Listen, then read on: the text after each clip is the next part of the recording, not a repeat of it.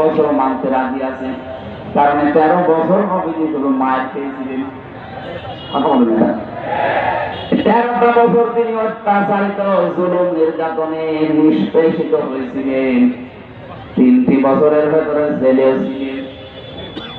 তার ছেলে আমাদের ছেলের মতো খাবার দেওয়া হতো না, তিনি গৃহবন্দী ছিলেন।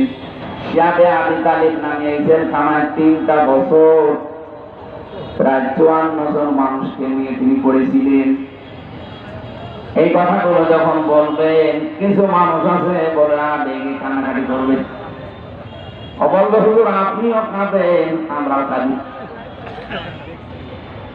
এই লোকটার কাছে যখন বাকি 10 বছর মদিনার জীবনে তিনি যে রাষ্ট্রপ্রধান ছিলেন, আর রাষ্ট্রপ্রধান হতে হলে কি করা লাগে এই কথাগুলো যখন বলা হয়, তখন বলে কি এটা তো রাজনীতি, এটা দুনিয়ার কাজ। সেই নবী 13 বছর মক্কায় মার খেয়েছিলেন, ওই নবী 10 বছর মদিনাতে যতগুলো কাজ করেছেন, 13 বছর মেনে নিলে 10 বছর মারা লাগবে। ওই 10 বছরে যেহেতু তিনি রাষ্ট্রপ্রধান ছিলেন, রাষ্ট্রের সর্বাধিনায়ক ছিলেন, রাষ্ট্রের প্রধান হওয়ার জন্য যে কাজগুলো করা লেগেছিল, মদিনাতে যাওয়ার পরে তিনি ইহুদি, খ্রিস্টান আর মুশরিকদের সাথে সন্ধি করেছিলেন। এটা তো আমি বানালাম নাকি? ঐতিহাসিক ভাবে সত্য কথা। আউস, খাজরাজ, বনু কায়নুকা, ইহুদি, খ্রিস্টান আর মুশরিক, এই 3টা দলকে নিয়ে মদিনায় নবীজির যে ছোট একটা দল, এই নিয়ে তিনি 4 দল গঠন করেছিলেন। তাহলে 4 দল গঠন করা এটা বানানো না, এটা নবীর জীবনীতে আছে।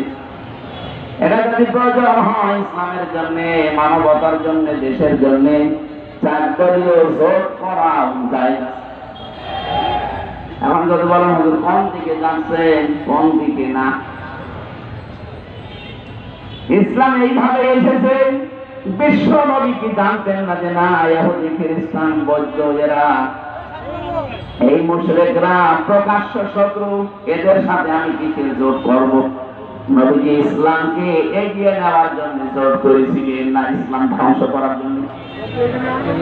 এতটুকু শিক্ষা এখান থেকে নিতে পারেন না। আর যারা সত্য ইসলামের ভাষাধারী, সত্য ইসলামকে যারা রাষ্ট্রীয় ভাবে এই 10 বছরের মতো দেখতে চায়, ওই মানুষগুলো যদি ইহুদি, খ্রিস্টান, মুশরিকদের মতো মানুষদের সাথে জোট করা লাগে করবে। কারণ 13 বছর মায়ের খাওয়া বাস্তব ভালো শোনেন, 10 বছর রাষ্ট্রপতি ছিলেন, এই ওয়াজ শুনতে মনে চায় না? নবীজি তো 13 বছর মার খেয়েছিলেন, আমরা তো অলরেডি 15 বছর মার খেয়ে ফেলেছি। কথা বলেন না কেন? অন্তত 15টা বছর আমাদের জীবনে শুধু মায়ের খাওয়াই গেল। এখন আমাদেরকে মনে চায় না নবীর মতো 10 বছর একটু চেয়ারে বসে? আপনি এবার মনে করছেন হুজুর মনে হয় দুনিয়াদার হয়ে গেল, তাদের নবী যে দুনিয়াদার ছিল। বলেন বিশ্বনবী যদি 10টা বছর চেয়ারে বসার পর রাষ্ট্রপ্রধান হয়ে 10 বছরে কোরআন দিয়ে মদিনা চালানোর পরে তিনি ঘোষণা দিয়েছিলেন, খায়রুল কুরুনি করনি, আমার যুগ শ্রেষ্ঠ যুগ।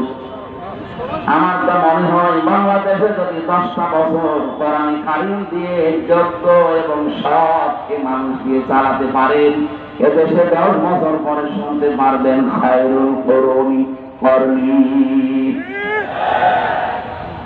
ওইটা শোনার জন্যই তো আমরা চাই। শুধু সৎ মানুষ হলে হবে না, যোগ্য হওয়া লাগবে। বাংলাদেশে 15.5 বছরে আমরা সৎ মানুষ অনেককে দেখেছি, কিন্তু সৎ মানুষগুলো যোগ্য না হওয়ার কারণে তার ওই জায়গাটা ঠিক রাখতে পারে নাই। আমি ঝিনাইদহ এক জায়গায় একটিও তার বাড়িতে গিয়েছিলাম নাস্তা করার জন্য, উনি চা